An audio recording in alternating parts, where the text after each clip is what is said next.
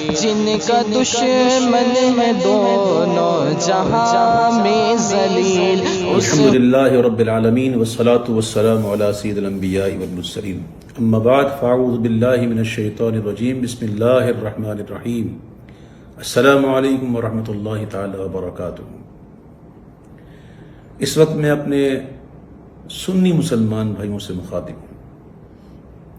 اب بارہا میں کہہ چکا ہوں کہ میں سوشل میڈیا کو پسند نہیں کرتا، نہ میں اس میں شامل ہوں کہیں، کیونکہ سوشل میڈیا پر جو خبریں چلتی ہیں نا وہ بڑی مسالے دار ہوتی ہیں. وہ پتہ نہیں کتنے جھوٹ اور سچ مکس ہو کے وہ جب جاتی ہے تو کئیوں کے لیے پریشانیوں کا باعث بن جاتی ہے.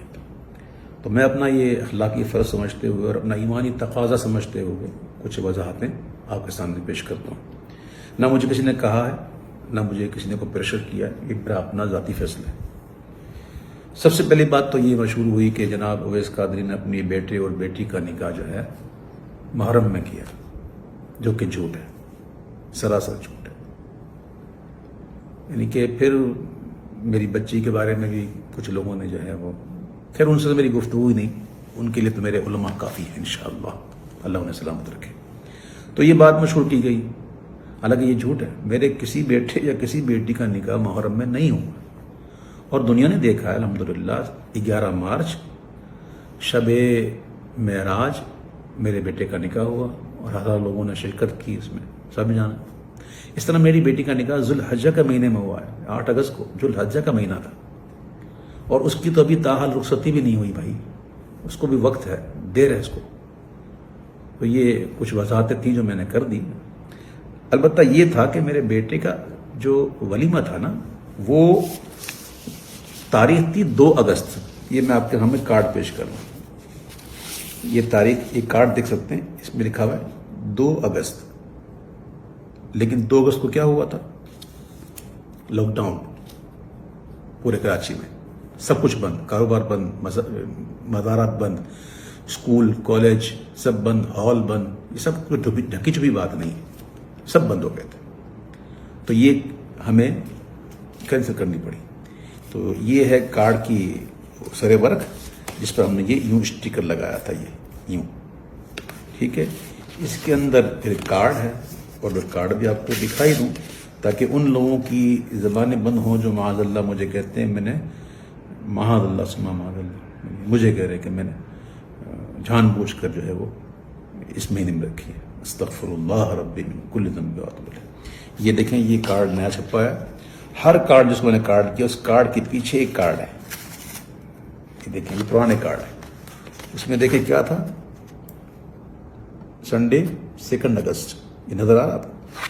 پر یہ تو ہو گئی بات کہ تاریخ تو میں نے پہلے کی رکھی تھی. اب یہ جناب 13 اگست کو کیسے ہوئی؟ تو بات اصل یہ بھائیوں، کچھ ایسے حقائق ہوتے ہیں جو لوگوں کو نہیں پتا ہوتا، جو قریبی ہوتے ہیں نا ان کو پتا ہوتا. کچھ مجبوریاں ہوتی ہیں. اب لوگ کہیں گے کیا مجبوریاں ہوتی ہیں؟ تو میرے بھائیوں، میں اس موقع پہ یہ دعا کروں گا کہ اللہ تعالیٰ آپ کو ایسی مجبوریوں سے بچائے. کسی کے ساتھ بھی ہو سکتا ہے، کسی کے ساتھ بھی ہو سکتا ہے. میں الحمدللہ جانتا ہوں کہ وہ کام جو اگرچہ جائز ہو لیکن فتنے کا باعث بنے تو اس سے بچنا ہی احوط ہے. میں جانتا ہوں،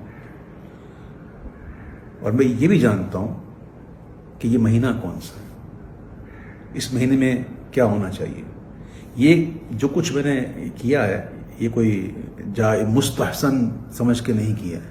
یہ ایک اضطراری کیفیت تھی، اضطراری حالت تھی، اختیاری حالت نہ تھی.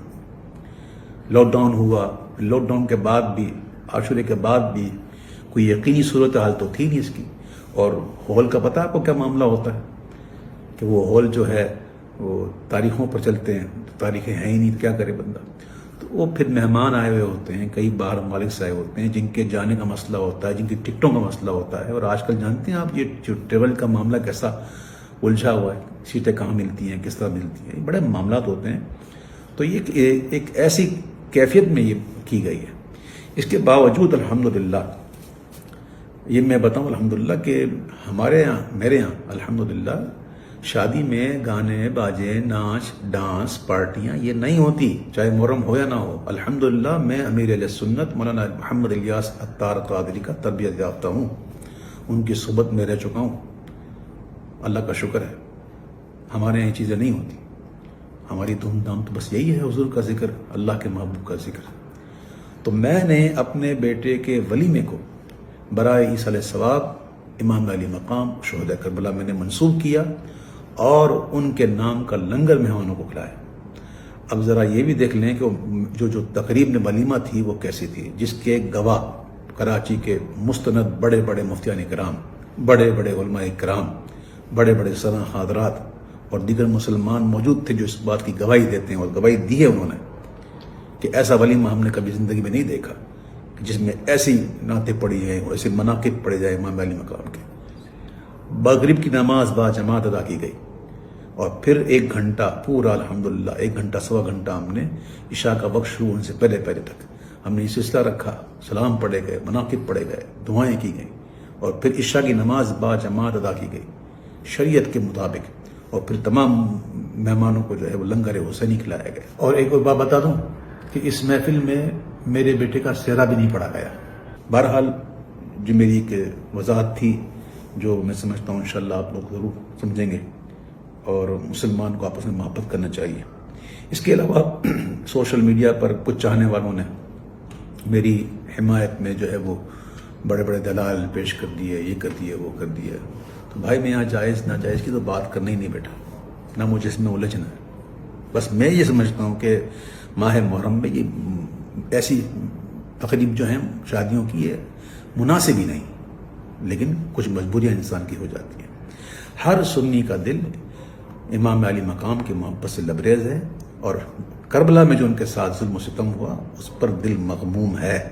اور یہ دل مغموم صرف محرم میں ہی نہیں ہوتا, یہ جب بھی ان کی یاد آ جائے. کیا آپ نے نہیں دیکھی کبھی محفل میں میں منقب پڑھتے پڑھتے کیا مجھ پر دقت نہیں ہوتی؟ وہ کون سا محرم ہوتا ہے؟ تو بہرحال الحمدللہ اللہ کا شکر ہے کہ ہمارے دل میں ان کی محبت ہے. سید اعلی حضرت کہتے ہیں کہ جس کے دل میں غم نہ ہونا ان کا, تو اس کو یہ غم ہونا چاہیے کہ غم ہے کیوں نہیں. تو اللہ کا شکر ہے کہ ہم اس ماحول میں پلے بڑے ہیں جہاں الحمدللہ اہل بیت کی محبت لائی جاتی ہے. تو میں عرض کر رہا تھا کہ میرے کئی سنی بھائیوں نے جو ہے ماشاءاللہ محبت میں آ کر بڑی معاملات کیے, تو میں ان سے ہاتھ جوڑ کر عرض کرتا ہوں کہ برائے مدینہ کسی قسم کی اس قسم کی کوئی تقریر یا کوئی آپ نہ کریں, آپ کی بڑی مہربانی. میں سادات کا ایک ادنا غلام ہوں, میں ان کے در کا ادنا فقیر ہوں. میری اپنی کوئی عزت نہیں, میں ایک ذلیل انسان ہوں. میری جتنی عزتیں ہیں سب ان کے نالین کے صدقے میں, حضور کے نالین کے صدقے میں. تو سادات کرام یقیناً اس قسم کی جو بناوٹی خبریں سن کر ان کے دل پر تو ناگوار گزرا ہوگا, اور انہوں نے جذبات میں آ کر باتیں بھی کی ہوں گی. ان کا قصور بھی نہیں ہے اس میں. اب میں نے حقیقت واضح کر دی, اور امید ہے انشاءاللہ یہ سادات جن گھرانے کے وارث ہیں نا, جن گھرانے کے یہ منسوب ہیں, ان کی تو گھرانے کی شان ہی درگزر کرنا ہے. تو یہ اپنے اس فقیر کو انشاءاللہ ضرور درگزر کریں گے. میری وجہ سے آپ کی دل آزاری ہوئی یا کسی کی بھی آزاری ہوئی تو میں ہاتھ جوڑ کے آپ سے معافی چاہتا ہوں. مجھے معاف کیجیے گا. میرا حال اور میرا مستقبل جو ہے, میرا جو ماضی ہے وہ آپ جانتے ہیں کہ میں کس ماحول کا پلا بڑا ہوں, الحمدللہ رب العالمین. تو یہ کچھ گزارشات تھیں, جو معاملات تھے, میں نے یہ عرض کر دیا. اور ایک اور بات کرنی تھی کہ چونکہ یہ ایک مجبوری کے تحت کیا گیا, تو کوئی اس کو دلیل نہ بنائے, یاد رکھیے گا. اور اس کو دلیل بنا کر کے جناب ہم بھی کریں گے نہ, یہ کوئی روایت بنانے کی چیز تھوڑی ہے. اللہ نہ کرے آپ کے ساتھ کوئی ایسا مسئلہ ہو, کوئی مجبوری ہو. بھائی یہ تو میں نے کہتا ہوں یہ بالکل مناسب ہی نہیں ہے ان دنوں میں. تو آپ کبھی بھی اس کی پیروی مت کیجیے گا. اور حضور وہ امام علی ہم ہونا چاہیے, لیکن ایسا کہ اسے سوگ نہ ہو. سوگ ہمارے یہاں جائز نہیں ہے. میں پھر ایک بار پھر اپنے تمام ان لوگوں سے کہ جو